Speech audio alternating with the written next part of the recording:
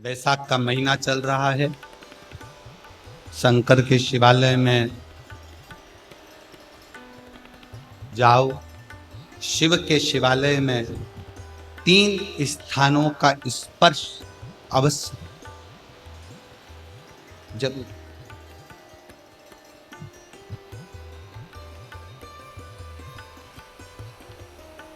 किसी मंदिर में शंकर जी के शिवलिंग को छूने नहीं देते, जैसे दक्षिण साइड में, साउथ में, तो अपने ही घर में जो शिवलिंग है उसके 3 स्थानों का स्पर्श अवश्य समझिए।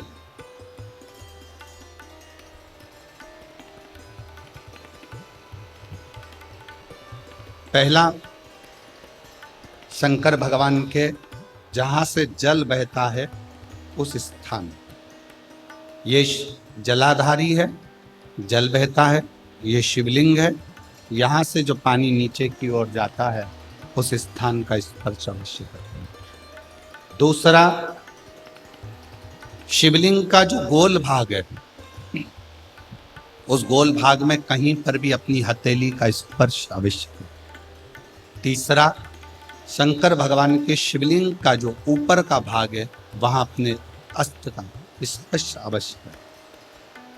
तीनों स्थान पर ब्रह्मा, विष्णु और महेश का स्मरण करते हुए जब बैसाख महीने में आप शंकर भगवान को जल समर्पित कर, शिव जी को जब बैसाख के महीने में जल दिया जाए तो दोनों हाथ से अंजलि में कलश रखकर शंकर भगवान की अपने हाथ की अंजलि में जल रखकर शिव जी को जल अवश्य समर्पित। शिवरात्रि के बैसाख महीने की शिवरात्रि पड़े, बैसाख महीने की प्रदोष पड़े तो एक बेलपत्र शंकर को अवश्य समर्पित। मान लो गर्मी बहुत तेज है, पेड़ों पर बेलपत्र नहीं मिले तो एक दुर्वा शिव को अवश्य समर्पित है। मान लो बहुत तेज गर्मी पड़ने पर, या रतनगढ़ में तो हम देख रहे हैं रजी रज धूली धूल इतनी है, मिट्टी इतनी है कि यहाँ तो दुर्वा मिलना भी बड़ा मुश्किल है, तो एक चावल का दाना शिव को जरूर समर्पित करो। उतने में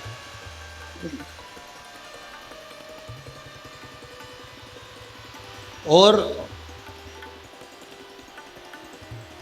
बैसाख महीने में सबसे ज्यादा जरूरी है, जो सबसे ज्यादा जरूरी है बैसाख महीने में, वो जलाशय अर्थात अपने घर के नजदीक में कोई पानी का स्थान हो, जलाशय हो, वहां का जल शिव को समर्पित करना, या शिव के नंदी के पास में। और हम तो कहेंगे शंकर का नंदी केवल मंदिर में मत देखो, आपके घर के आसपास में हमारे मारवाड़ की पहले की रीति रही है। राजस्थान में बहुत सालों पहले, जब लगभग 19 से 20 साल पहले हम फलोदी में आए थे, 20 साल पहले, और 20 साल पहले जब हम फलोदी में आए थे राजस्थान में, तो हमने उस फलोदी राजस्थान में देखा था कि प्रत्येक घर के बाहर पत्थर का एक छोटा सा कुंडा जैसा होता। 2 चीजें हमने फलोदी राजस्थान में प्रत्येक घर के बाहर 20 साल पहले देखी थी। एक इतना बड़ा कुंडा पत्थर का जिसमें लोग भोजन रख देते हैं, और एक बड़ा सारा कुंडा जिसमें लोग पानी भर देते हैं, जिससे चिड़िया, पशु, पक्षी, गौ माता सब उस पानी को पीती रहे और आपका और हमारा कल्याण होता रहे, इस भाव से प्रयास को। शिव जी को तो जल समर्पित करो,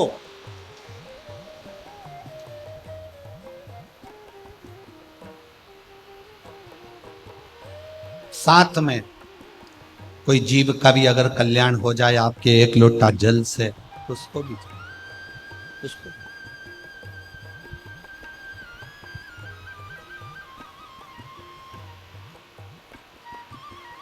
शंकर भगवान,